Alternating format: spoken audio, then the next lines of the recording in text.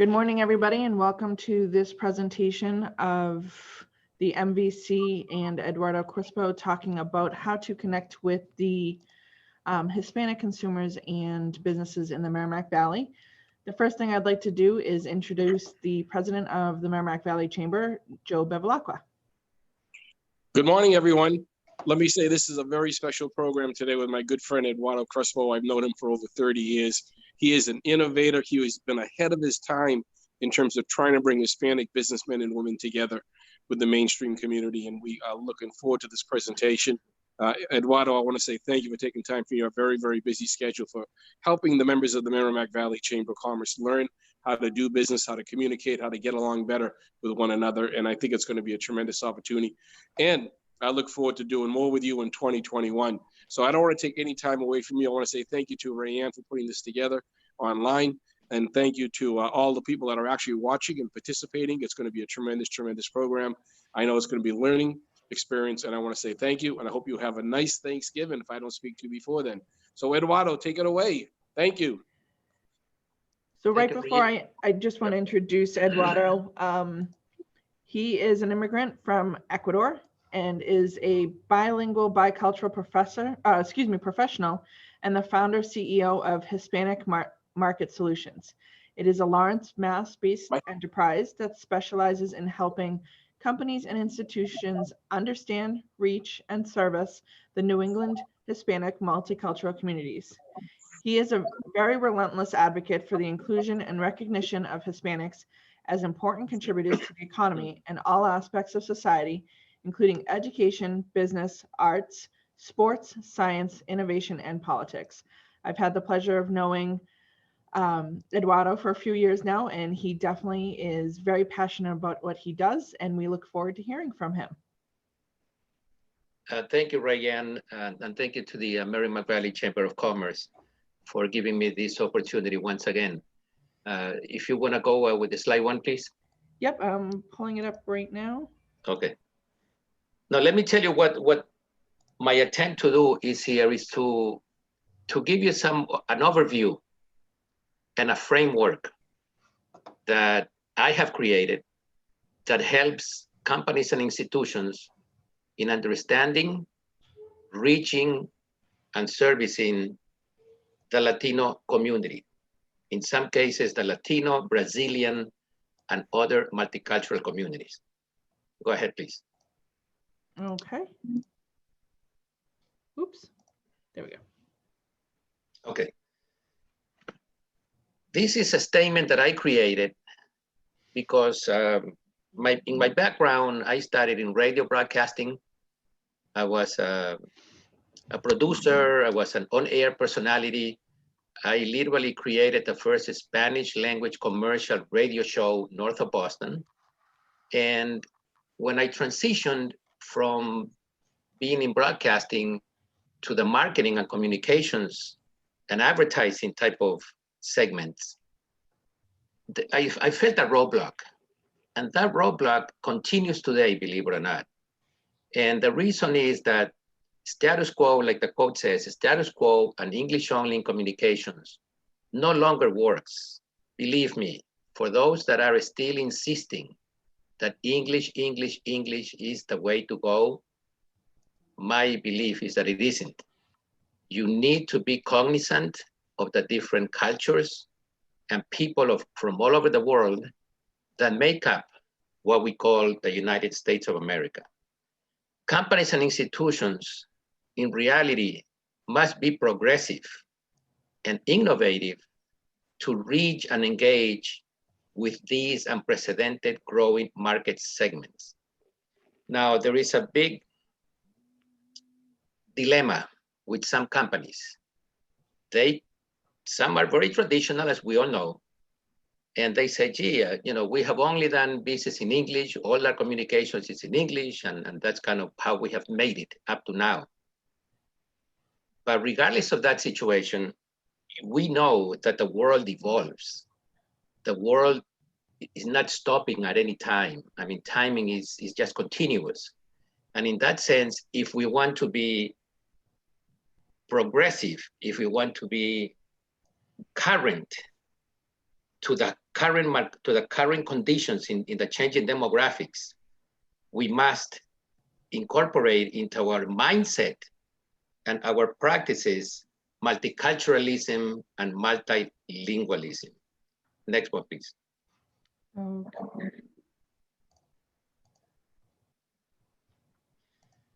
Okay, the reason why I begin with this particular slide, culture shock, is because culture shock is not only for people that come from other countries to the US. I mean, a culture shock is if you have, well, now we have Uber, but I mean, you know, back a number of years ago, when you arrived at Logan, and if you didn't have anybody to pick you up, culture shock was when the cab would cost you $20 or $30. And you were expecting whatever you came from, it would only cost you $5 or $10. That is a culture shock. A culture shock is where we leave, really, the familiar signs and symbols of social engagement. And when you have faced culture shock, you feel lonely, lost, like the graphic on the left states. You're confused, you're unclear. And that is, in reality, what happens to company executives nowadays in dealing with the Latino community. You know, they don't know. You may, you know, some of them may even know the language, but marketing and communications goes beyond language. And culture is a thing that you just don't read a book and get into it and you think you know it. Culture is something that you live with, that you experience with, that you embrace, and it's a continuous learning process. Now, just because I happen to have been born and raised until the age of 16 a couple of years ago, it doesn't mean in reality that I even know the Ecuadorian culture very well. I know some of it based on my life experiences, but could you imagine anybody saying, I know the Latino culture? Because when you really think of Latin America, Central America, Latin America, and the Caribbean, you know, those that are of Hispanic ancestry, every country has its own culture. Now, there are some commonalities. Next one, please. There are some commonalities, as you will see.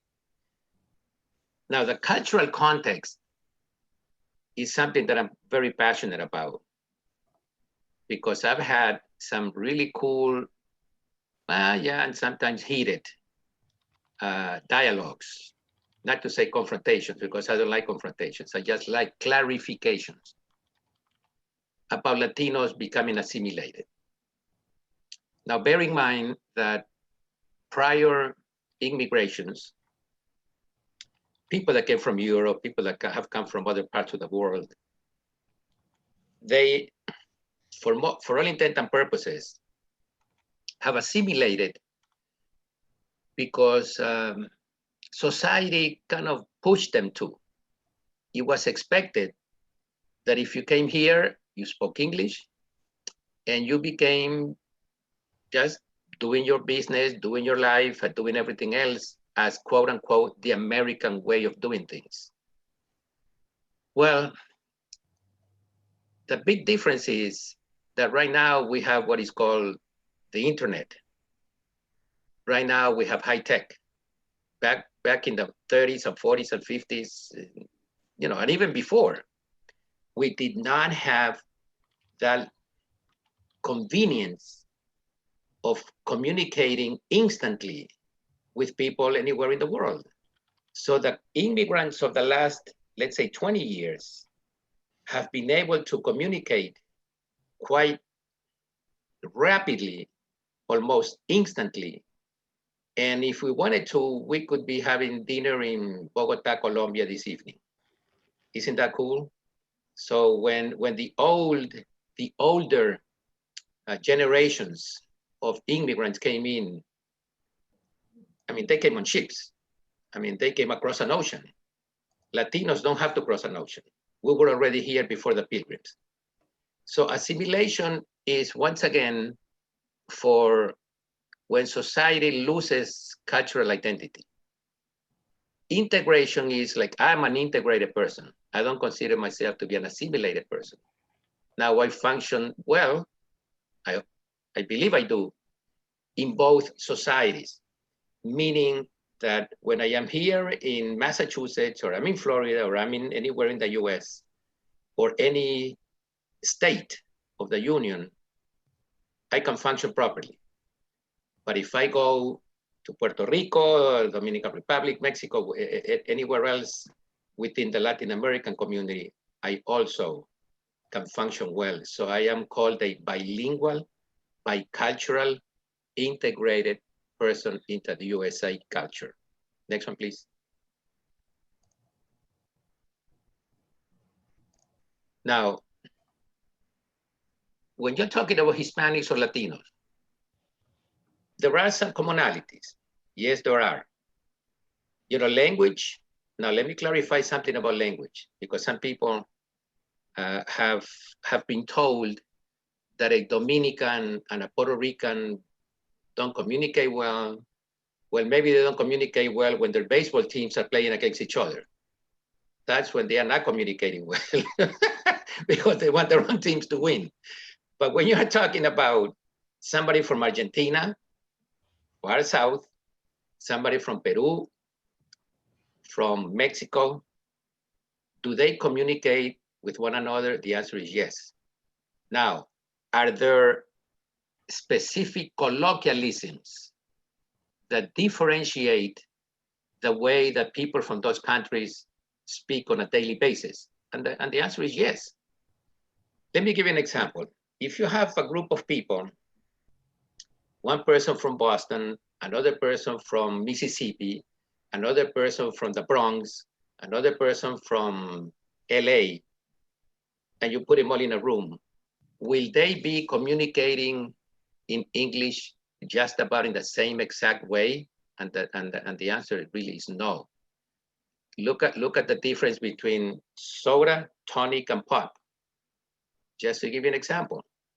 I mean, if you don't know what a pop is, depending on where you are, then you think somebody's going to be popping you, shooting at you or something, you know? So yes, there are what is called idiomatic expressions, but overall, there is only one Spanish. A clear example of that is the TV networks. I mean, Univision doesn't have 2 or 3 or 4 different feeds. It's only one, Univision or Telemundo or any radio station. So language is one of the most common bonds that Hispanics have in general.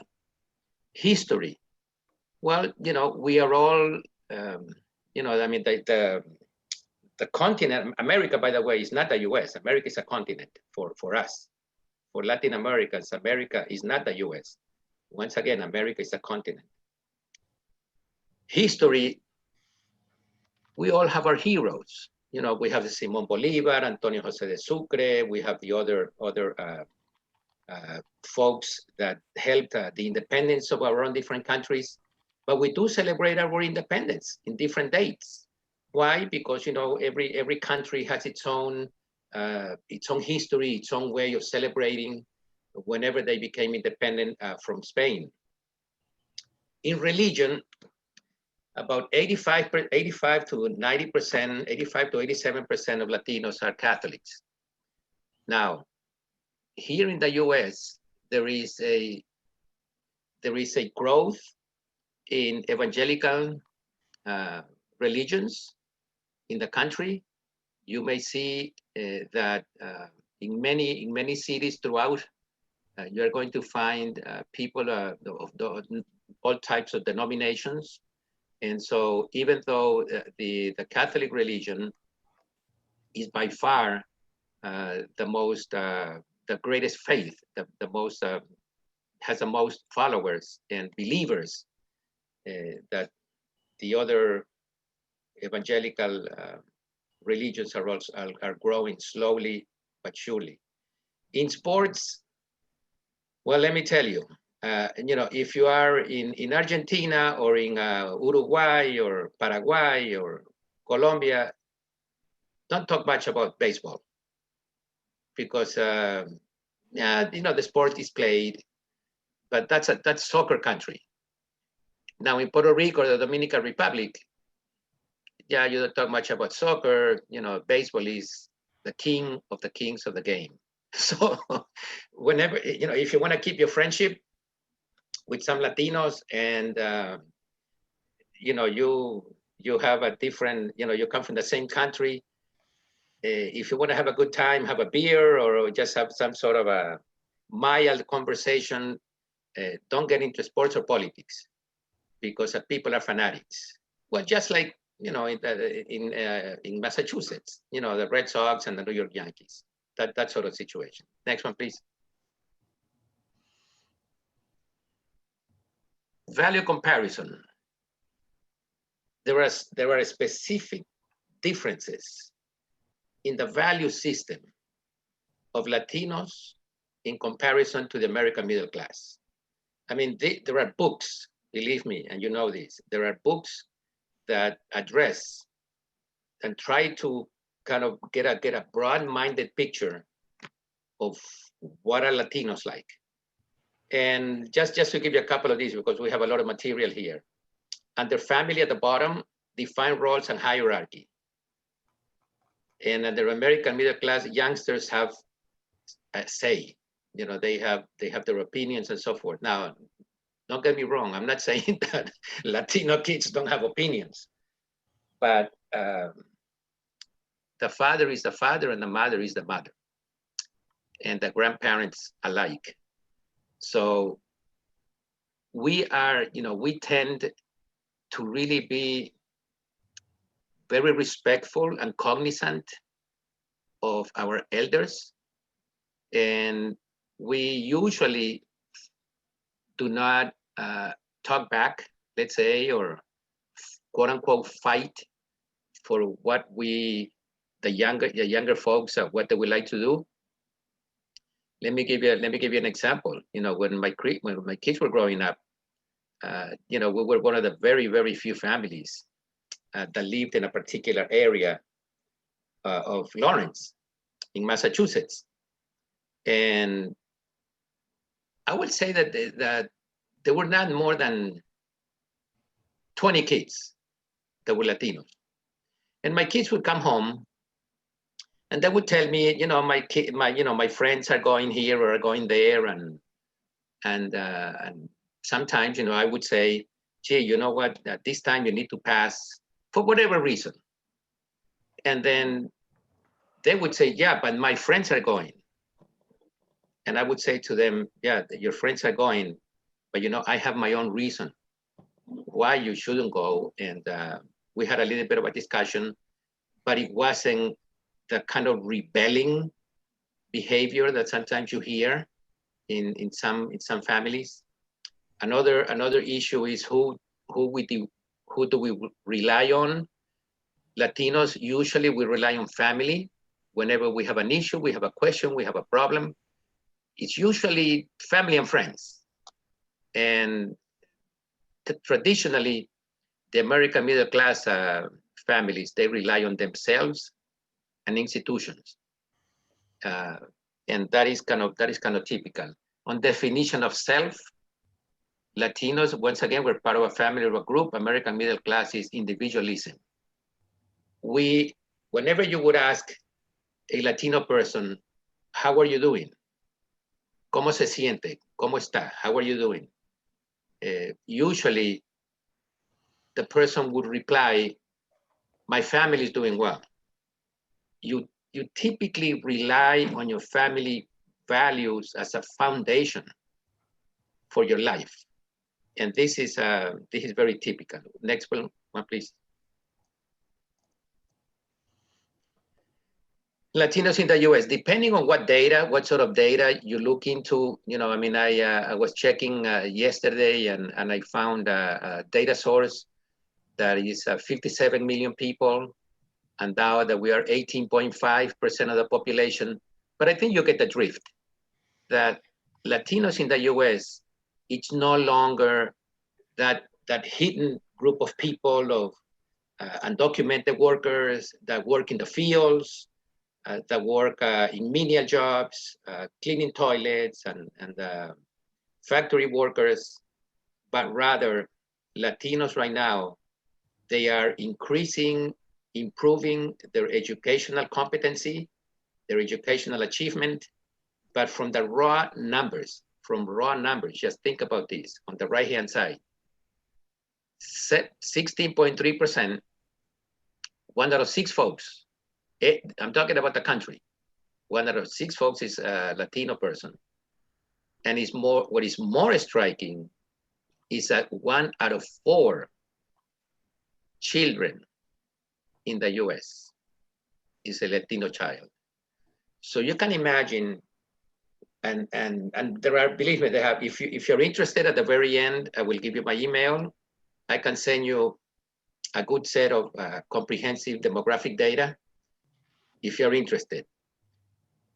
The 1 in every 4 children tells you what not only the current power and importance of the market, but every single year, there is a much greater percentage of Latinos that are graduating from high school, that enter the workforce, that they buy their cars, they may go to college, etc.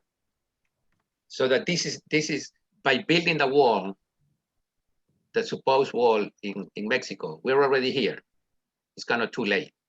So the importance of Latinos are here to stay for a long, long time.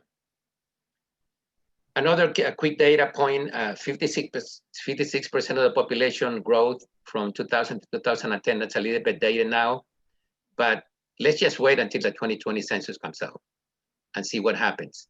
There are many states, including Massachusetts, that if it had not been for Latinos, we would need our representation in Congress, part of what we have right now, okay? As far as the mix of country of origin, a great majority of Latinos in the US come from Mexico, they're Mexican Americans. Puerto Ricans about 10%, and the other nationalities are from there on. Now, bear in mind that these are growth, these are raw US data. In your particular cases, depending on what your geographic coverage is, you need to find out where those folks come from. Because just because, I'm saying, and the data shows that it is 65% of the population Mexicans, in your particular market, it may be that they are Caribbean. Dominicans and Puerto Rico, particularly the New England area around the East Coast. Next one, please. Hispanics and brands. Once again, I don't want to spend much time on this, and you will get a copy of the recording. But one of the interesting pieces to look at is the younger population. 33% are below the age of 18. Very key data. The household composition, which means the number of people in a household, is 4.3 versus 3.2 per person. That's what PPH means, per person household. There is a wide variety of backgrounds, social and economic status. Once again, if you had the mindset that Latinos are kind of the poor folks, they live in subsidized housing, they get food stamps and all the other stereotypes. In some areas, yes, just like in the white area. I mean, there are poor white folks, just like everybody else. But what I'm suggesting to you is that because of hard work, because of the resilience that Latinos have, we came here to improve our lives. I mean, that's a bottom line, just like everybody else came. And in that sense, thanks to their own work and an awful lot of support from philanthropic organizations, from some government agencies, some really do a good job, some others, they leave a lot to be desired, but more Latinos are becoming not renters, but landlords. More Latinos are becoming supervisors, they're becoming technical workers, they're becoming managers, as opposed to just being down at the bottom of the scale. Go ahead, next one, please. Hispanics and media, very quickly, there are studies also that show that Latinos are much more influenced than the general market. When I say the general market is the English language market, by online TV or radio advertising messages. Now, I'm not touting suggesting anything that you go ahead and spend a lot of money in media. But what I'm saying is that people respond to media because that is the way that people communicate, that people understand what is happening. Let me give you an example. Let's say that your family went to Bolivia for whatever reason. And, you know, in Bolivia, I would say 95% to 98% of the media is in Spanish. What about if you discover that there is a TV station in English, and there is a newspaper in English, and there is a radio station, and there are bloggers in English in Bolivia? Would you have a tendency to listen to those media outlets? Well, I would think so, unless you really don't want to know anything about the US or about your language or your culture. So it is kind of by default that this is happening. Next one, please. The URS methodology, that means understand, reach, and service. I literally created this methodology because, as I mentioned before, I came from the radio broadcasting field, and I graduated to an agency. And the hardest piece was to talk to chief marketing officers or communications people or senior sales folks. And they used to say, gee, Eduardo, do we translate something? Do we hire people? What do we do? And there is no magic bullet for how a company can literally and progressively not embed into their corporate culture, into their core business strategy. By the way, I'm not talking about giveaways. I'm talking about business. The URS methodology is an organized, bottom line oriented framework that you will see in a second. It's a holistic approach because I firmly believe that a company's branding, a company's DNA is not only composed of your products and your services and your people and your image, it's made up of all of those factors and more. It's a proven roadmap to successful marketing and workforce. Next one, please.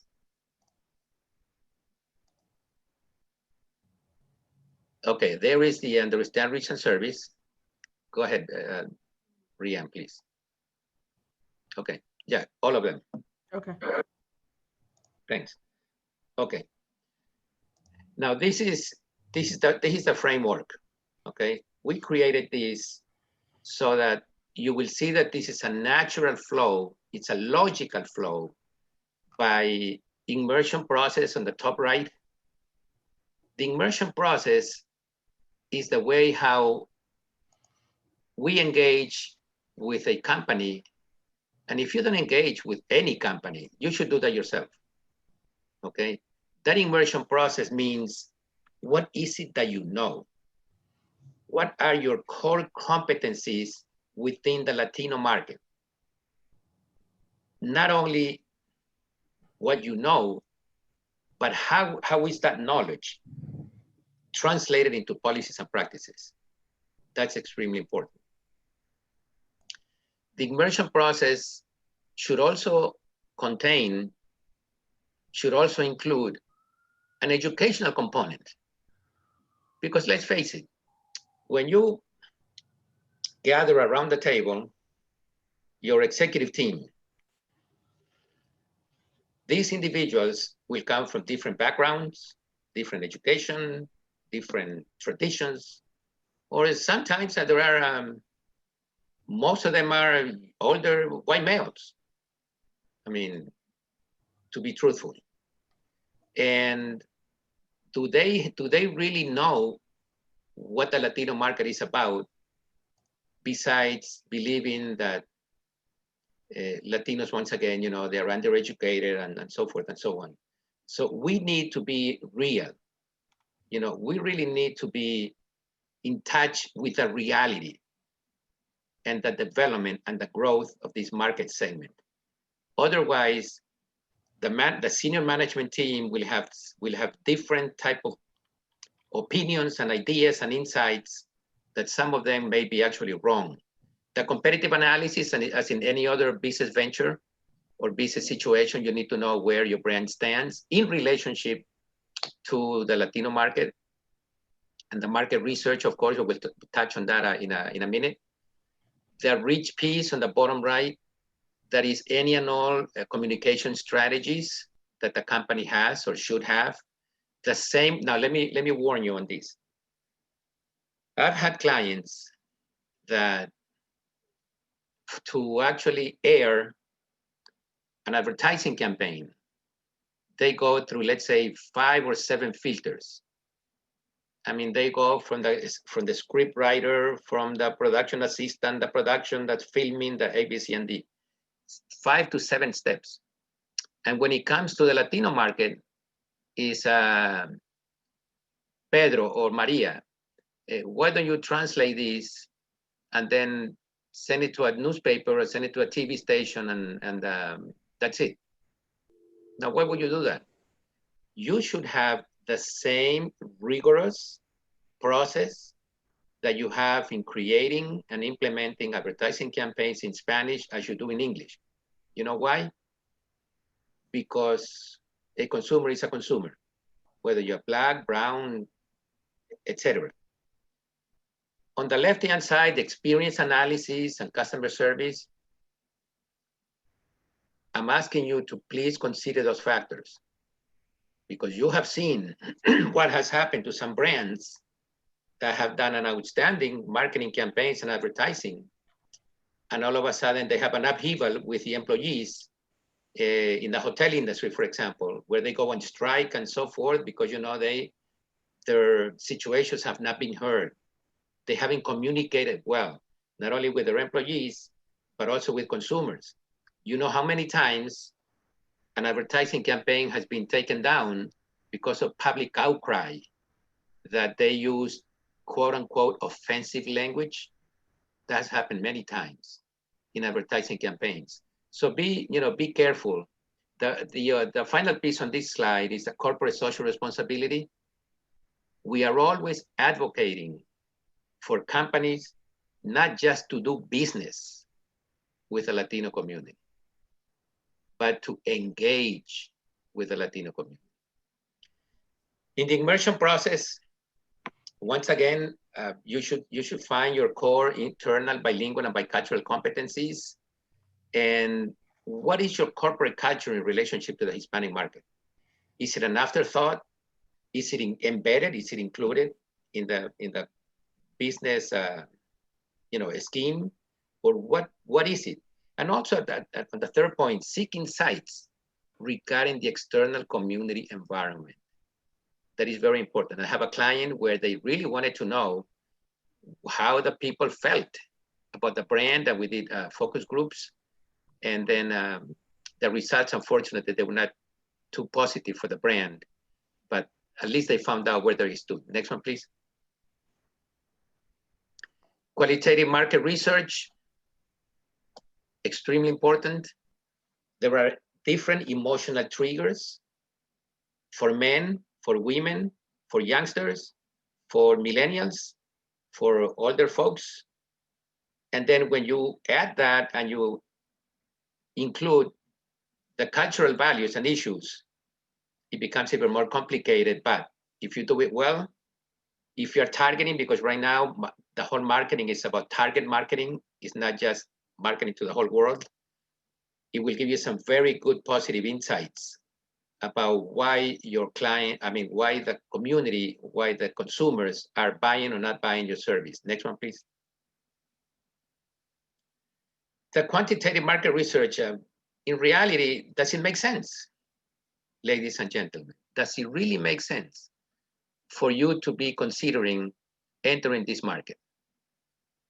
I mean, you may be in an area where your radius of influence, let's say you have a car dealership, and the radius of influence may be about 10, 15 miles for people to walk in and buy a car. And within those 15 miles, it's literally, there are very little Latinos. So does it really make sense? Now, let me give another example. In Massachusetts, there is a region on the western part that is called the Berkshires. And believe it or not, there is a growing Latino population. nobody kind of knows this. It's kind of a secret. Whenever I mention this, people are saying, "Gee, Eduardo, are you kidding me?" And the answer is no. And there is an organization, I won't mention the name. There is an organization where they have really totally become very much focused on the Latino community, because they know that in the next 5 to 10 years, Latinos are going to be a very, very important part of their customer base. Next one, please. In the marketing plan, like in any other plans, you need to create your cross-functional team. What do I mean by cross-functional? Not only from product development and cost, accounting and promotions and marketing and so forth, but cross-functional team in terms of having Latinos and/or people that really know what it is that they're talking about. Okay, you need to have people from different inputs and backgrounds so that it's really going to work for you. If you have the same team, the same exact team that is doing the English language marketing strategy in the team for Latinos, it's not going to work. Believe me. One of my largest clients, they were opening the largest single private investment in Massachusetts, and they had their general market agency and so forth, and they needed to they were smart enough to have as members of the team Latinos that knew about the market and everything else, because you need that. The marketing plan, you research, you set your goals, put up the investment that you need, the process, and hopefully you get a good results. So is a marketing plan for Latinos, is it now or will it ever be? That's something that you need to answer. Next one, please. Yeah, next one. Okay, the basic points, two basic points here. Authenticity. So many times, I have come across campaigns or ads that it's not authentic. They change, they meaning copywriters, they change, they translate it, their intentions are well, they're good intentions, but the applicability is not. Let me give you an example. I had a client, a major national client, that they wanted to recruit salespeople in the retail stores and customer service, sales and customer service people. And they had, in their creative, they had a middle-aged white woman with a shower cap jumping into a pool from a diving board. And the tagline was, "Our customer service reps dive into to solve your problems." Now, the fact that it was a middle-aged white woman, there are middle-aged, light-skinned women in the Latino community. Do we have a lot? Most of Latinos have really diving boards and swimming pools? I don't think so. And the word diving in, that's not typical either. So you need to be, you need to relate. You need to be relevant to the community that you're trying to reach. Translation versus transcreation. If there is something that you should learn today, it's probably that translations don't work. Now, if you're translating a document, a legal document, well, it's a legal document. But if you are going to be creating communication pieces, whether they be content in your website or emailing or any other type of advertisement, whether it be for copy for radio, whether it be a script for TV, transcreations really take the context and the nature of the document, the nature of the message, and you need to know the intended audience. So translation You go into Google and you have a Google translation, or transcreation is taking once again into consideration the level of people, the type of people, the age of people, the education of people that you're addressing. That is called transcreation. Storytelling, many stories, we're all human beings, and many stories, human stories do resonate. I wonder in your company how many stories we're told about Latino experiences, about Hispanic employees, about a nonprofit that is doing some wonderful work in the community. Are we including this community within your overall corporate communication strategy? I don't know. Media and communications channels. Yes, there is a growing and very strong NBC Universal, for example, but Telemundo, which is the second largest TV network in the country. Why did they do that? They didn't do that to be good corporate citizens. They did that because there was money to be made. And so just because you may not know, or you may not read or watch or receive this type of messages, don't think that there is no media. Latino media is very much alive and well. And now with the web and cable, believe me, I watch soccer games from Ecuador, which I happen to enjoy. So it's a lot. There is a plethora of advertising and communication channels that you can use. Next one, please. Now the dilemma, this slide relates to, I've had a couple of, about 3 clients where they say, gee, Eduardo, but we have a problem here. We already have an agency of record. And so what do we do? I said, well, have they suggested that you pay attention to the Latino market? Do they have their internal capabilities? Do they have the know-how, and do they have the resources? Or are they, when you ask them about the Latino market, they said, oh, sure, yeah, we can do that too. It needs to be authentic. It needs to be effective for you to maximize your return on investment. Creative considerations, I already mentioned. You can't, somebody that thought about a message or a concept or an insight, that doesn't necessarily translate to other cultures or transcreate to other cultures. So your big question is the Hispanic market important for your enterprise? Next one, please. Community relations, this is one of my favorites. Community relations, we have also had clients, that they said to me, they said, Eduardo, we really don't have a big budget. Media, could be costly, and it does cost, well, everything costs money, but media can run a high tab. Community relations is very powerful in ethnic communities. We do belong to nonprofit organizations, social service agencies, movements, online movement. I belong to a whole array of national Latino organizations and international also. We are connected. Latinos love to connect. Actually, we over-index in social media usage than the general market. And contrary to popular belief, we also over-index in using the web. Some folks would say, gee, these folks don't have money, they don't have access, so therefore they're out of the loop. Surprise, we are in the game.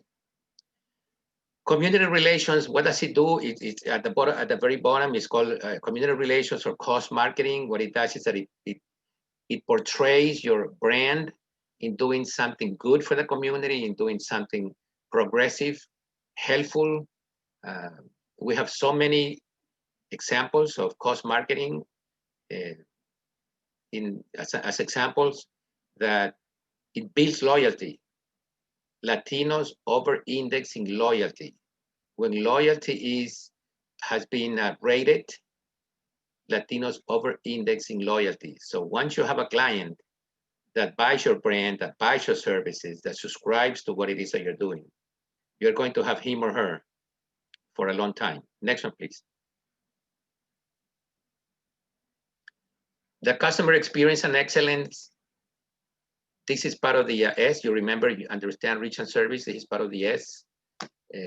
Ask for your feedback from clients.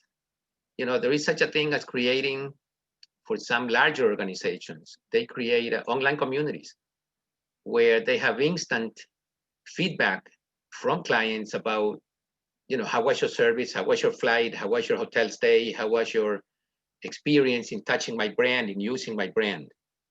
You also have to, I guess, you equate current customer engagement best practices to Hispanics. When you do your research, don't only go just for the general market, but also include the Latino component so that you can tell and you can see how are they doing, you know, are they enjoying the experience and so forth. Next one, please. The Hispanic workforce, that's a topic that lately in my company, I would say that 30% of my business now is workforce related.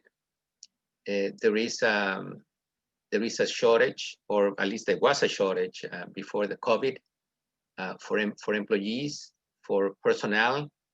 There is a very tough competition of companies vying for talent, vying for people, especially bilingual, bicultural people right now. And so needless to say, the demographic changes are significantly impacting the employment landscape. Who's replacing baby boomers like me? Well, Latinos and ethnic folks in a great degree. So we need to help them become more educated, more competitive in the workplace so that they can be employable. HR is facing a new set of challenges. They really are. I mean, when I talk to people in human resources, you know, some of the questions that I have is, gee, I wonder where I could advertise. Career Builder, Monster, you name it. And there are other ways, believe me, there are other ways that you can reach out and explore hiring bilingual, bicultural Latinas or Latinos. Now, at one time, being bilingual was cool. I mean, I remember when I came 100 years ago that, you know, being bilingual, you know, they would hear my accent and say, gee, Eduardo, where do you come from? And if I understood what the question, was, I would say, I come from Ecuador. Oh, Ecuador. Oh, to be honest, most of them didn't know where Ecuador was. You know what? Some thought about Africa because of the equatorial line, or etc. And they kind of like the accent, I guess. But when I ride a T in Boston, the subway, I don't get too many friendly faces from some folks when I'm speaking Spanish with somebody that I'm riding with.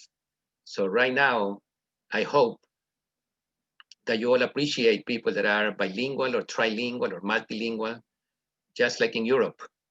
I mean, I've been to Europe many times, and I really enjoy when I'm anywhere in a bus or in an event, in a restaurant, and people are just speaking different languages and everybody's having a good time. Next one, please. We're coming to the end. Yeah, diversity and inclusion. I needed to include this in this presentation because, you know, a lot has been said, a lot has been written, you know, about Black Lives Matter, and I totally support the struggle and the gains and the whole, you know, issue of appreciating, understanding, non-discriminating Black people in America. And so where are we, the brown people? You know, we also need to be included because even though, you know, the African American community has a much different history, of course, than we do, we still have, you know, face discrimination, you know, stereotypes, redlining in real estate, you name it. I know, believe me that I know. So the company, your company should take a look at your diversity and inclusion. If you have, some companies still don't have it. Diversity and inclusion policies and practices to include all people, not only Latinos or Blacks, but all people. Another tough issue right now is creating a welcoming environment. You know, how do you, some companies right now, for example, I mean, whenever you are, even in the cafeteria, when you're speaking a different language rather than English, people kind of give you the eye, or in the workplace, if you speak any language, it doesn't matter what language it is. It's kind of frowned upon, and that's not cool. Just think about yourself in another country speaking English, and would you feel welcome? I don't think so. Accountability in diversity and inclusion. If you do have a program, make it accountable for the hiring managers and people that are in management, in executive positions, to really diversify the workforce. Otherwise, it will not happen. And finally, mirroring the communities you serve. That's kind of the ultimate goal of diversity and inclusion, mirroring the communities that you serve. You can skip the next one, and then let's go to, right. Muchas gracias, thank you very much. And if anybody has any questions, could you please write them down? Go ahead. And thank you very much. We appreciate you doing this webinar for us. Excuse me one second, there we go. All right, so we did have a few questions come in. The first one, when it comes to marketing to the community, do you have a thought as far as the like Latinx and versus Latin instead of Latina or Latino? Yeah, Latinx is a new term. I mean, I read the data that 65% of Latinos or Hispanics that they didn't like, or they didn't understand what a Latinx mean.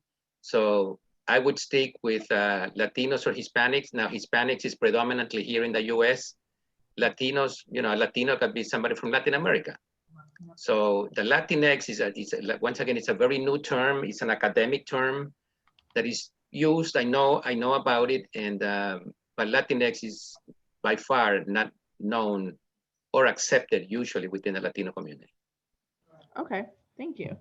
And then Sure.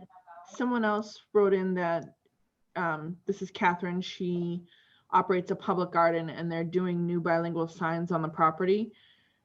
For reading, is just, she puts in quotations, plain Spanish okay, or is there a need for dialects? And would you recommend a translator? Well, a sign is directing you to something, or this is allowed, or this is not allowed. I mean, it's something very straightforward. You just need to have 2 or 3 people from kind of different backgrounds and asking them. You can have, that's called a panel. You can have 3 different options, and you can ask 5 people, gee, if you read this sign, what does it say? If you read this one or that one, what do you think the meaning is? Signs are very straightforward, unless it's something kind of more complicated. But usually, you can, but you should test it though. You should test it, because even in Spanish, some words mean different things for different people. Okay, and then Alejandra and Kelsey were great to drop in a couple options for translation service. So if anybody wants to look at those, please just open up your chat. And then another thing, I know we have a lot of small businesses that some of them are just 1 and 2 people. So when you were talking about having a different social media or a different team for doing the marketing for the Hispanic community, what do you suggest for them? Because very often it's just that one person doing it. What was the beginning of the question? I'm sorry. So we have a lot of just businesses that are owned by 1 and 2 people. Okay. Yeah. Okay. Yeah. So they may not have a whole separate team to be able to do the communication for the Latino community. So what do you suggest for them as far as, again, using something such as Google Translate, or what other option would be good for them? Google Translate, Google Translate is it's really not good. Okay. I mean, it is if you want to take a risk, go for it. You know, but many times one word can take you out, can really you can be the joke of the town unless you use Google Translate and have somebody that knows, somebody that has the expertise to really check it out. I would not do it. You know, it will cost you a little bit of money to have somebody really kind of see whether it makes sense. But I think that you do not want to ruin your business or your company, or you don't want people calling you, telling you that you're not respecting that language. I mean, once again, I mean, it's like if you're in a foreign country and somebody, you know, says a message or a sign on the door of the business and it's misspelled, how would you feel? Or if it really doesn't make sense, maybe you just don't walk in there, or when you walk in there, you're not in the best mood to buy whatever it is that you're selling. So you have to be respectful of the language. That's what I would say. Okay. I don't see any other questions coming through. We'll give it a minute. For those who need it, I did drop Eduardo's email into the chat feature. And it is 11 o'clock. It is 11 o'clock. I wanted to be mindful of the time of folks. And thank you very much. Yeah, so if we can just close this out, I just want to let many of you know we do have some great events coming up. Tomorrow we have our Next Generation Leaders virtual roundtable with George Birch, who is actually on this call. He's going to be talking about the business of board games, one of my favorite topics. He is a former Hasbro employee, and he's going to relate those board games to the business world and share how much we can learn from it. Also on Thursday, we have a discussion with Patriots historian Bob Hildberg. We're really excited for that one too. That one has been changed to a free Zoom event, so please definitely sign up for that. And for those that are interested, we have a free virtual speed networking on Monday at 2 o'clock that we'd love to see you at. Please visit our website at merrimackvalleychamber.com to sign up for any of our upcoming events. Eduardo, thank you so much. Awesome. Thank you very much. And I hope you learned something and you enjoyed it. Thank you. Absolutely. Have a great day. Take care. Thank you. Bye-bye.